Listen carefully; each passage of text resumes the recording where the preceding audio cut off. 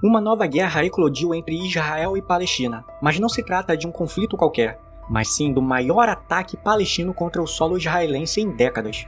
Nesse vídeo, não vamos tratar das origens históricas do conflito, pois para saber de onde vem toda a confusão, vocês já têm um vídeo no canal, cujo link eu deixo na descrição do vídeo e no primeiro comentário. Nesse vídeo, vamos falar sobre por que o Hamas nunca realizou um ataque de tais dimensões contra Israel, como se desenvolveram os acontecimentos e o que pode acontecer no futuro. A primeira coisa que temos que entender para entender esse conflito é que a Palestina se divide em dois territórios, Cisjordânia e Gaza. A Cisjordânia é governada pela Autoridade Nacional Palestina, uma organização política palestina, enquanto Gaza é governada pelo Hamas.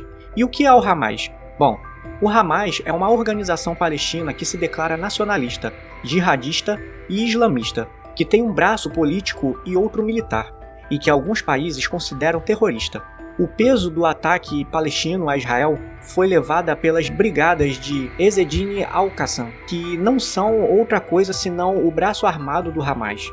No entanto, na ofensiva batizada como a Operação Tempestade de Al-Aqsa, também participaram outras organizações palestinas como a Jihad Islâmica. Para entender a origem da ofensiva do Hamas contra Israel, podemos voltar no tempo tanto quanto quisermos, e como eu disse, tem outro vídeo falando dos motivos históricos. No entanto, a gota d'água dessa vez foi o anúncio de um acordo entre Israel e Arábia Saudita, segundo o qual ambos os países se comprometiam a normalizar suas relações e no qual se incentivava outros países árabes a normalizar suas relações também com Israel. E digo que é a gota d'água porque a tensão entre Israel e Palestina tem aumentado durante todo esse ano, com lançamentos de foguetes palestinos esporádicos, bombardeios israelenses, distúrbios entre policiais israelenses e palestinos em Jerusalém, atentados palestinos, ataques a cidades palestinas e outras maldades por parte de ambos os lados. O acordo entre Israel e a Arábia Saudita, que contou com a mediação dos Estados Unidos, foi um verdadeiro golpe para os palestinos, que veem como seu conflito se ia esquecendo e como aos poucos eles iam ficando sozinhos à medida que todos os países árabes iam se aproximando e normalizando suas relações com Israel. Por isso, presumivelmente, o Hamas quer sabotar esse acordo, provocando uma situação limite que escale a violência na região e que obrigue o resto dos países árabes a não serem indiferentes entre Israel e Palestina.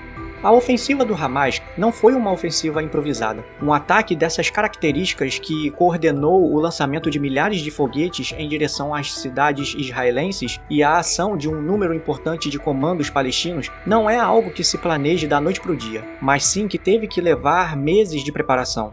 O primeiro que chama a atenção é que os serviços de inteligência israelenses não se deram conta dos planos do Hamas e o Mossad foi comido de surpresa pelo ofensivo ataque por parte da Palestina. A data do ataque não foi escolhida ao acaso. O ataque coincidiu com o sábado, que é o final da festa judaica de Sukkot, razão pela qual as forças de segurança israelenses estavam menos preparadas do que de costume, com um monte de efetivos de licença e as equipes de policiais e soldados reduzidos. O dia do ataque também coincidiu com o 50º aniversário da Guerra de Yom Kippur.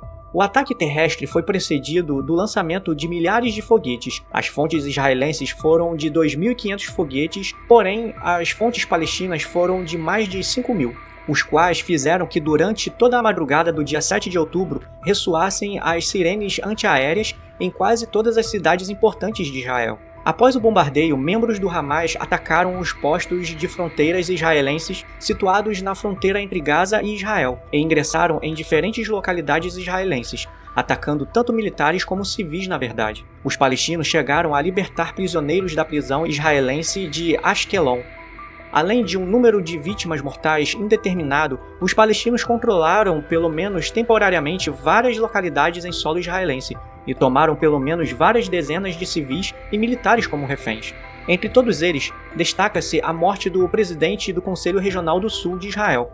Para levar a cabo o ataque, as forças palestinas usaram picapes, motos, lanchas infláveis, drones e armamento leve. No entanto, também foram relatados vítimas de helicópteros israelenses, o que quer dizer que as tropas do Hamas contam com poder de armamento antiaéreo.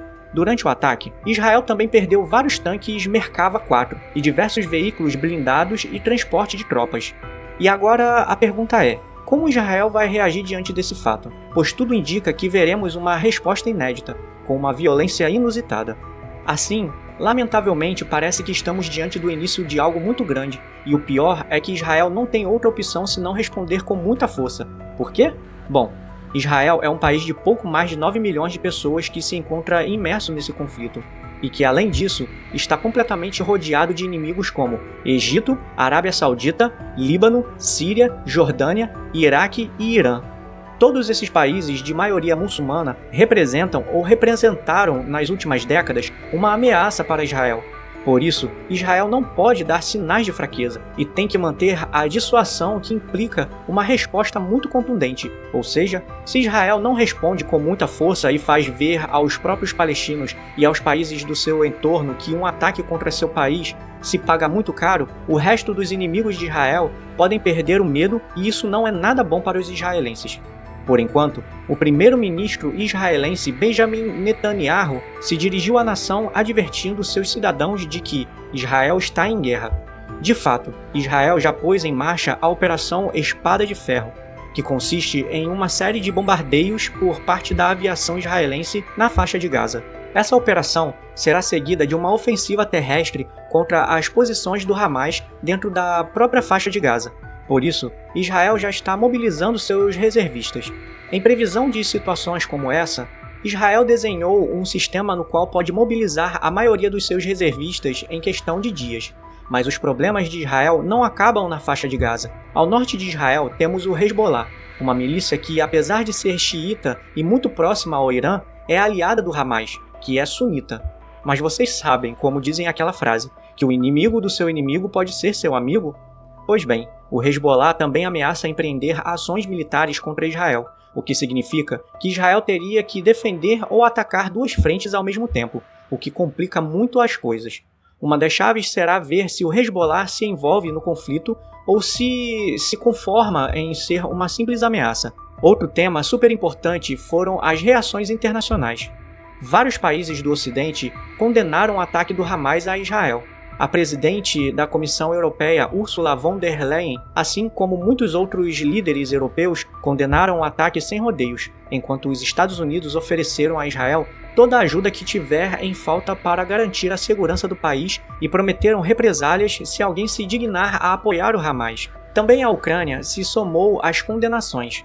Egito e Arábia Saudita, que ultimamente têm feito de mediadores entre ambas as partes do conflito, se limitaram a pedir paz sem condenar o ataque. O Catar, o maior apoio que tem aos palestinos, pedem paz, mas ele responsabilizou Israel pela escalada de violência.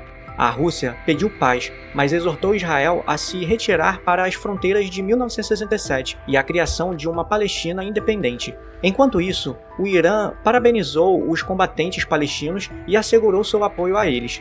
De fato, muitas das armas e foguetes com os quais o Hamas realizou suas ações são iranianos. Em resumo, após a violência inusitada com que se produziu o ataque palestino a Israel, a guerra é inevitável e que Israel responderá com uma grande força está fora de toda dúvida. Ambos os governos chamaram seus civis a lutar, e só uma grande derrota de um dos dois lados poderá frear o sangramento.